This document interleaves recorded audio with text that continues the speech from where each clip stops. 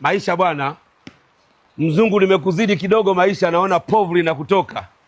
Na yule mlegeza pua bondia mwenzio wa Tanga, naona mapovu yanawatoka. Fanyeni kazi, tafuteni hela, acheni chuki. Mimi nimeshavuka mzungu. Kaa umalizie msingi ule, acha kudili na mimi. Mwijaku nilidubwasha. Yaumul Juma, leo nitaipata swala yangu Juma msikiti wa Mtoro. Baada ya hapo nitaelekea Dodoma kwa kazi maalum.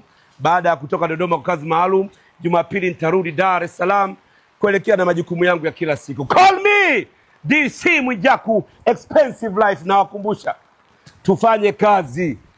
Mvua inanyesha lakini natoka gorofani na kwenda kwenye gari na kwenda kutafuta riziki. We mzungu unatoka wapi? Mvua inanyesha mzungu unatokea wapi? Mara Mwarabu kasema toka.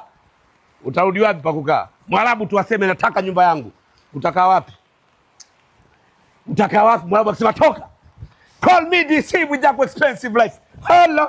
Yes, tunafahamu kwamba siku ya jana jeshi la polisi kanda maalumu ya Dar es Salaam iliweza kuwakamata na kuwahoji watu 4 kwa tuhuma za kumshambulia na kumdhalilisha mwanafunzi wa chuo kikuu cha Ardhi jijini Dar es Salaam anayefahamika kwa jina la Magnificent Barnabas Kimario. Na miongoni mwa watumiwa hao ilikuwa ni pamoja na Mwijaku, ama kuna zile video ambazo zilikuwa zikisambaa mtandaoni zikionyesha wanadada wawili wakimgombania mwanaume ambaye mwanaume huyu alisemekana kama ni Mwijaku. Sasa jeshi la polisi jana liliweza kutoa taarifa kwamba tayari linawashikilia watuhumiwa hao 4 kwa maana ya kwamba mlalamikaji pamoja na wale wadada wawili pamoja na Mwijaku. Sasa taarifa hiyo mara baada ya kuweza kutoka siku ya jana, tulikuwa tukisubiri kuweza kuona ni kama tayari Mwijaku ameshatolewa ama ameshaachiwa na jeshi la polisi. Kwa taarifa zilizopo kwa sasa hivi tayari Mwijaku ameshatoka polisi, na hiyo video ambayo nimekuwekea hapo ni video yake ya kwanza kuweza kuiposti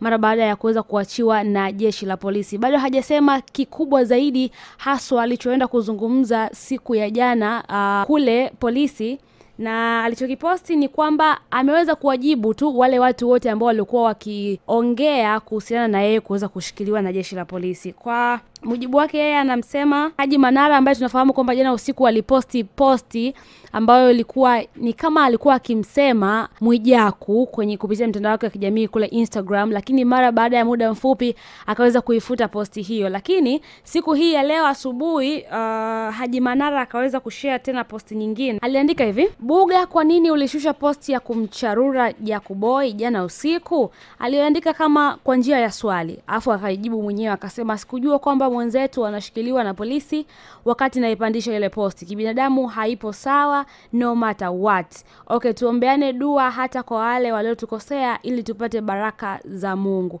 Hayo ni maneno ya kwake Haji Manara mara baada ya kusikia kwamba Mwijaku ameshikiliwa na jeshi la polisi. Lakini kuna mwingine huyu ni bondia kutokea kule Tanga. Yeye aliweza kuandika maneno kupitia ukurasa wa Instagram. Sasa bondia Hassan Mwakinyo kupitia ukurasa wake wa Instagram aliandika hivi: pongezi kwa jeshi la polisi kanda maalumu. Huyo Mwijaku amezoea sana kudhalilisha wanawake, kutoka kwa yule dada wa Bongo Movie mpaka wanafunzi wa chuo.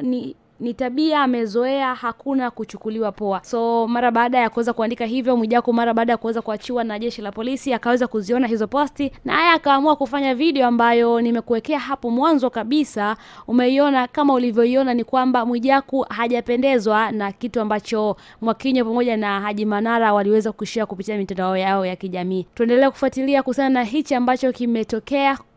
Huenda pengine jeshi la polisi itakuweza kutoa ufafanuzi kwa nini Mwijaku ameachiwa na kile pengine ambacho wameweza kukizungumza. Tuendelee kusubiri hapa ndani ya Bobezi TV, lakini pengine Mwijaku ataweza kukutupa hata kwa ufupi kuhusiana na hichi ambacho kimetokea kuhusiana na kesi yake hiyo ambayo inamkabili.